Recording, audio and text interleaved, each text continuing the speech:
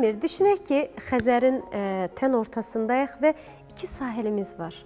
Və Samir qayıqda tən ortadadır və bir sahildə onu acı həqiqət gözləyir, amma bir sahildə onu yuxu kimi şirin yalan gözləyir.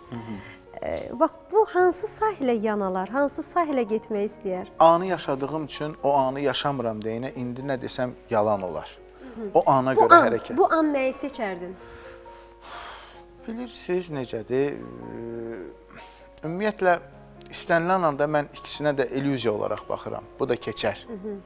Həqiqət, acı həqiqət. Amma sonuçta yalan, şirin yalandansa düşünürəm ki, hər bir normal insan kimi mən də acı da olsa həqiqətlərə, çünki həqiqətləri bilmək istəyən insanam, həqiqətlərə ac olan insanam. Ona görə də bu da mənim bilmirəm fitrətimdəndir, daxilimdəndir, nədən irəli gəlir. Yəqin ki, acı da olsa həqiqəti. Amma həqiqət etalonu varmı?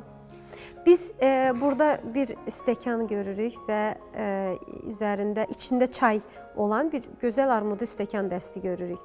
Mən bu tərəfdən görürəm, başqa aspektdən, siz o tərəfdən başqa aspektdən. Mənim həqiqətim odur ki, o var. Sizin də həqiqətiniz odur ki, o var. Amma həqiqətdir ki, var. Amma hər ikimiz onu fərqli görürük.